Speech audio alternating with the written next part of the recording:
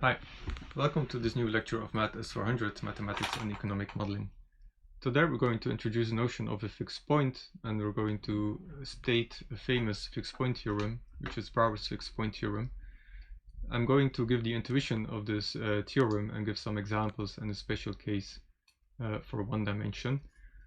The proof of Brouwer's fixed point theorem is quite big.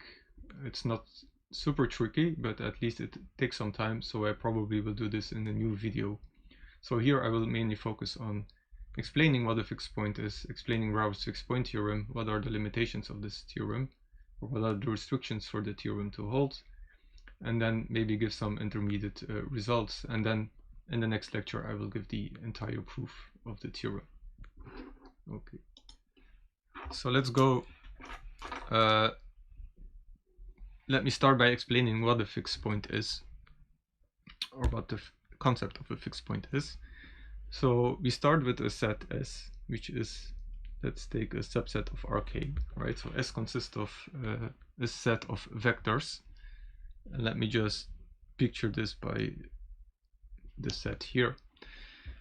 So what do we have for a fixed point? Well, we have a function that takes a vector in S and it maps it into another vector also in S.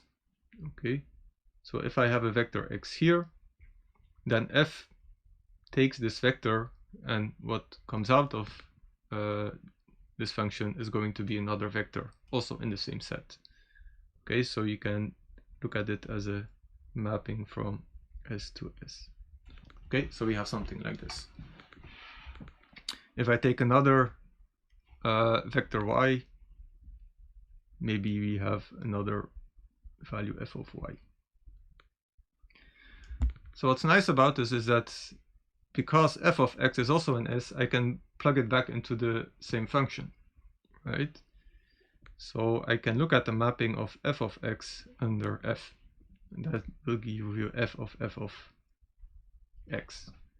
Okay, and this is again in S, so I can plug it back again in the function. So maybe I get a different value, this one, and then this vector I can plug it back into the function and I get another value like this, right? So I can keep on doing this probably, or maybe for a very long time. Each time I get a function value, which is a vector in S, I can plug it back into the function and see what comes out of it. Okay, so what's now a fixed point? Well, let's assume that at some point you get a value and you plug it into the function, and what comes out of it is the same value. Okay, so you have this process where you go from one vector to another one according to the function f, and at some point you're going back to the same vector, right? So basically you're looping around, and so on. So this point here, this is called a fixed point of the function. Okay, so what's a fixed point? Well, it's a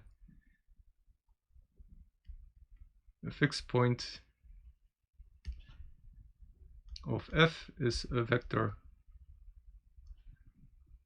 x in the domain such that f of x is equal to x, right? So you plug in the vector x into the function, and what comes out of it is the same vector again. So if you look at this as a dynamical system that goes from one vector in the set to another one according to the function f, then a fixed point is like a stable point, right? Once you arrive at this vector, you're never going to leave it anymore, right? So simply exactly because of this stability notion, right, looking at this as a dynamical system or a system in motion, the fixed point is a thing that's not going to change anymore, right? So this is why we use it often to model equilibrium concepts in economics, right? And this is also why it's so important in economics to study fixed points. Okay, so there are several fixed point theorems, right? So studying fixed point theorems is a well-established area in mathematics. For this lecture, I'm only going to give you one, and maybe the most important fixed point theorem of all of them, and this is called Brouwer's fixed point theorem.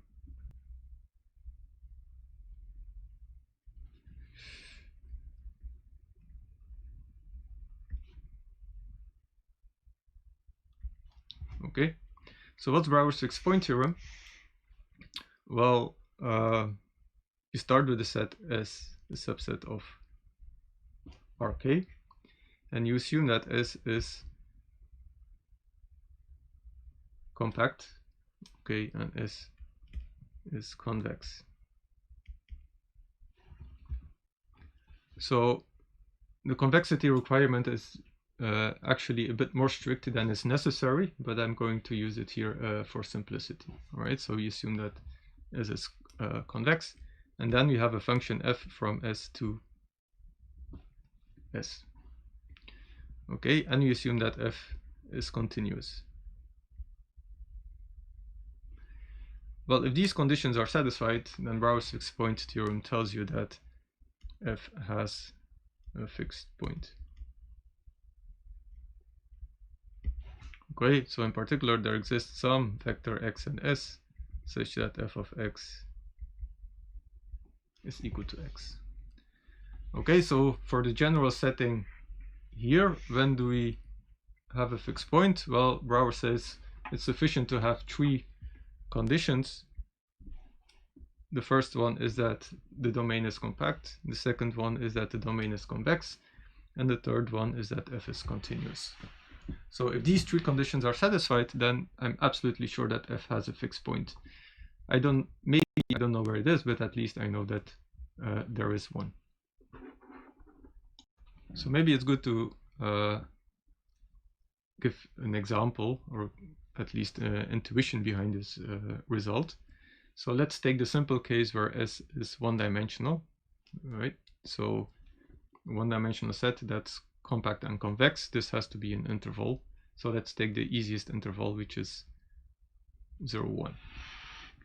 Okay, so in this case, my set S is the interval 0, 1.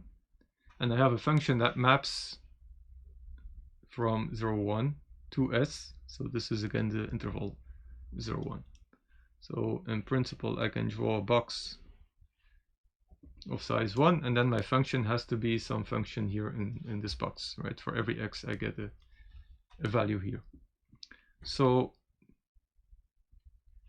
if I have a number x here between 0 and 1, when is x going to be a fixed point? Well, this is going to be a fixed point if f of x is equal to x. Okay, so my function value has to deliver the same value as this x here. So in particular, my f of x has to be on the 45-degree line, or the diagonal of this box.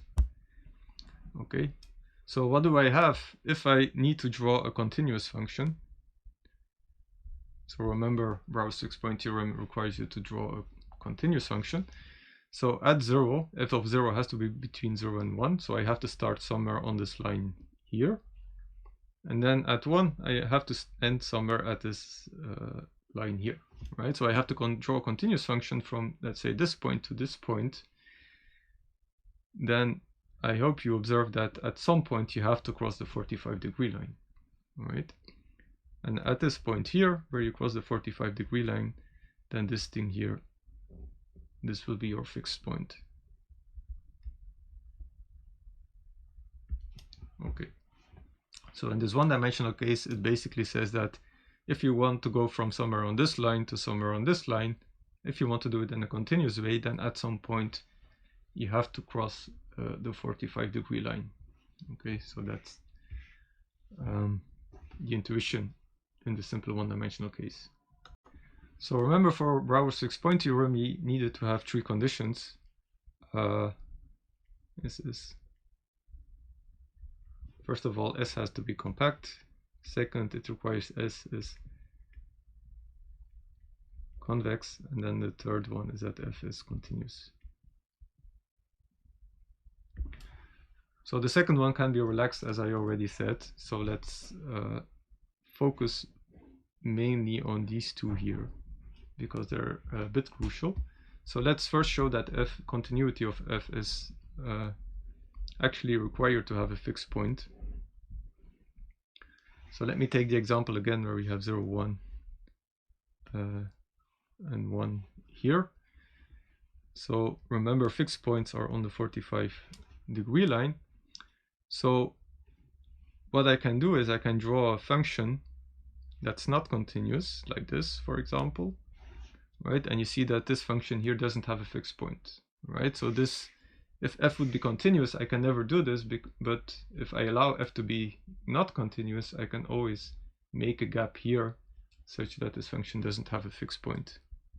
So this has no fixed point,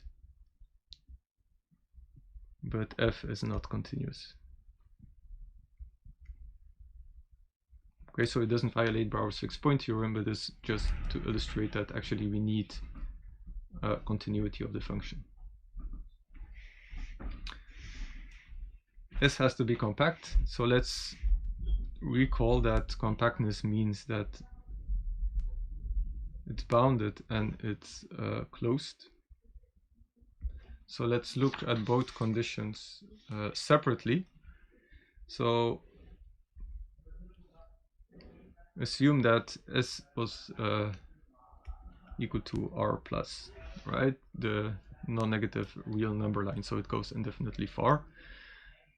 What we can then do, so again, all the fixed points will be on the 45-degree line, but for example, we can take a continuous function now that looks something like this, right? And it never intersects the 45-degree line. So for example, fx equal to x plus 1, this is a valid function from r plus to r plus, and we see that there will never be a fixed point, because if there would be a fixed point, then you would have that x plus 1 is equal to x, which is clearly impossible, right? So this is a case where there's no fixed point, right? But S is not bounded. Okay, so here also boundedness is an important property.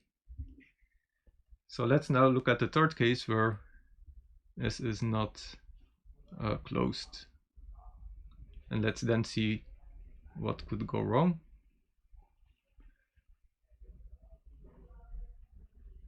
So for example, S is equal to the interval 0, 1, but we exclude 1, right? 0, 1, 1. We exclude 1, so basically what we do here is we ignore this part here. Okay, and then you have the 45-degree line. So can I draw a continuous function here that doesn't cross the 45-degree line?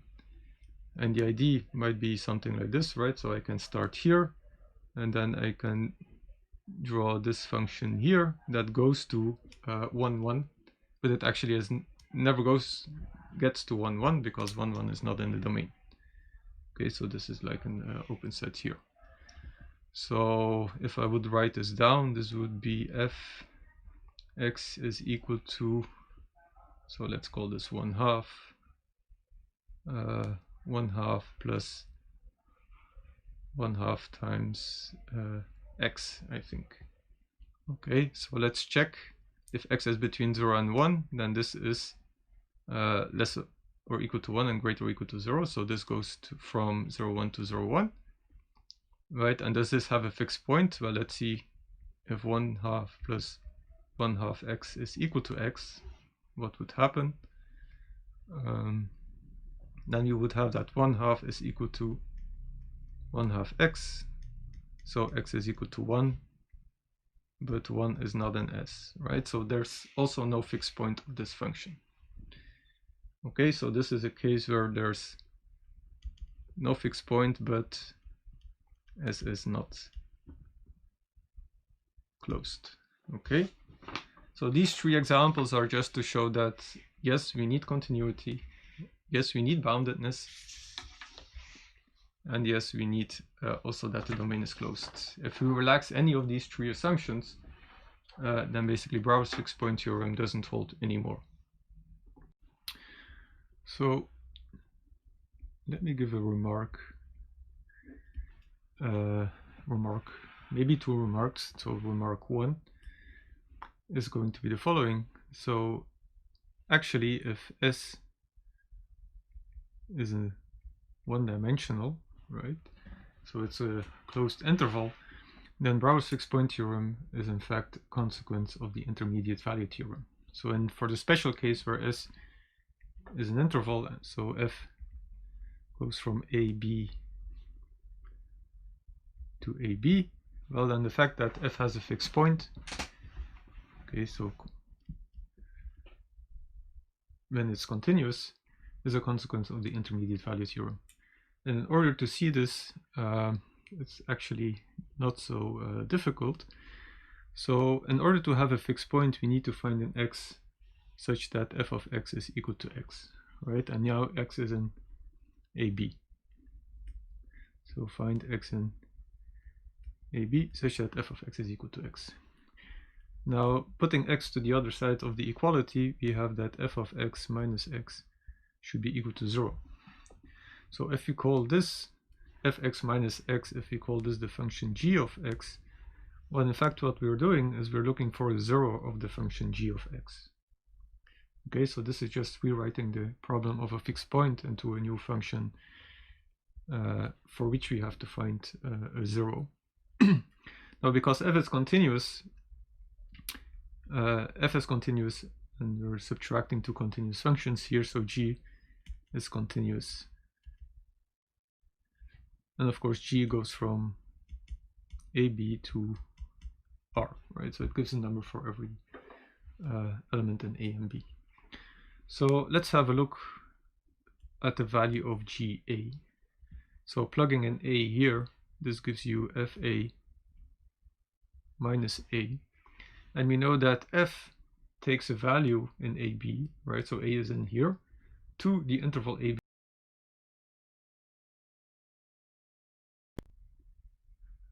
I lost my camera again. So whatever I plug into F, what comes out of it has to be between A and B. So in particular, it has to be greater or equal to A, right? Because A is the lower bound of the image. Okay, so f of A minus A should be lower or equal to A, right? F of greater or equal to, sorry. So f of A is greater or equal to A. So this is greater or equal to A minus A, which is equal to 0. Okay. Similarly, I can plug in B into G. Whatever comes out of this function f has to be less or equal to B. Okay. So G of B is FB minus B. F of B is less or equal to B. B minus B is equal to 0. So if I plot my function G, here goes from A to B. Well, at A, it is greater or equal to 0. So we're starting from something greater or equal to 0. At B, it's less or equal to 0. So we're arriving at something less or equal to 0. And because G is continuous by the intermediate value theorem, I know that there's an x here such that G of x is equal to 0. Okay, so this is a simple consequence of the intermediate value theorem. And of course, if G of x is equal to 0, then f of x is equal to x. So here x is a fixed point of f.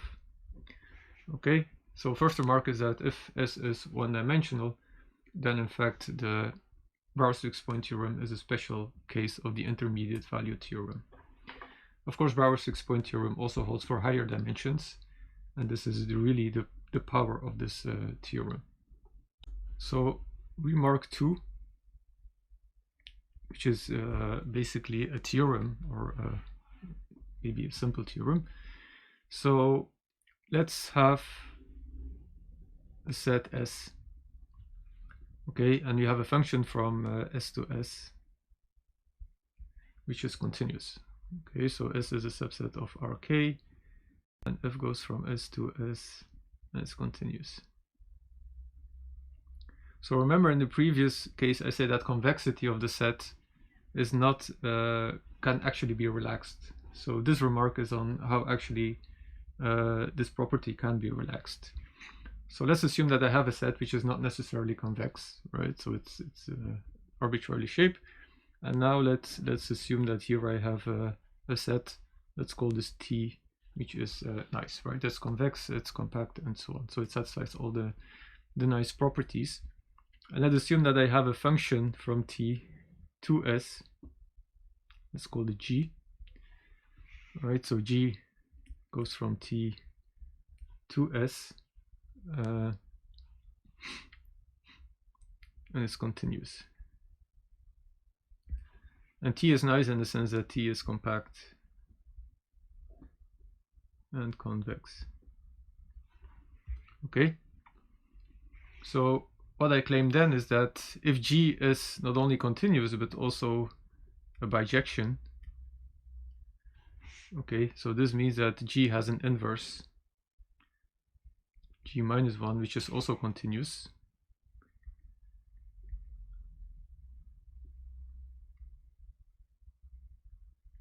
Okay, so let's assume that there's a mapping from T to S that's 1 to 1 and that's continuous on both sides.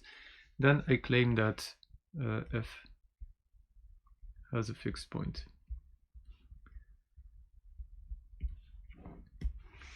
So what this basically says that if I have a domain S and I can continuously deform it into a nice domain, then any continuous function on this set S will also have a fixed point, right? So it doesn't necessarily need to be nicely convex as long as I can reshape it in a continuous fashion to something that's nice and convex. So how is the proof going to go? Well, we're going to use the function f and the function g in order to get a continuous mapping on T. And then this continuous mapping will have a fixed point, and then this fixed point will give you a mapping to a fixed point on S. So let's see how this works, right? So we have the set T, we have a set S, and we would like to have a mapping on T. So if we can use these functions g and f, what can we do? Well, we can take a point, let's call it y. We can look at the mapping under g, right? So this will be gy. Then we can follow the function f, right, that you had here. So this is f of g of y, and then we can go back to the using g minus 1 to the domain T, to the set T. Okay, so this will be g minus 1 of f of g of y. Okay, now I have to count the brackets for y for f. Okay, so this one missing. Okay, so in particular, if we look at this mapping here, let's call this h. H is the same as g minus 1 after f after g of the function y. Okay, or this is equal to g minus 1 of f of g of y. Okay, and so what do we know? So g is continuous, this is continuous, this is continuous. So a composition of continuous function, h is a function from t to t, which is continuous. And we know that t is compact and convex, and so h has a fixed point. Okay, so let's take this point, right? So there's a y and t, and what do we know about this y? We know that h of y is equal to y. So what's h of y? Well, it's g minus 1 of f of g of y, okay, which is equal to y. So what can we do for both sides? Because g is 1 to 1, we can look at the mapping under g of this thing here of both sides. Okay, g after g minus 1, these two cancel each other out, so we have f of g of y is equal to g of y. Okay, so this implies that g of y is a fixed point of f. Okay, so what's going on here? We had the set S, we had the set T. Basically, we looked at the mapping here, we looked at the mapping here, then we went back and we saw that we arrived at the same point H. Okay, so this claims that this is only possible because this is 1 to 1. If these mappings are the same, then this point here and this point here have to be the same point. All right, so basically we have a mapping here from T to S, where here we have a loop, and the loop follows from Brouwer's fixed point theorem, right? And then under the mapping G, and G minus 1, so here F should also have a fixed point. Okay, so this is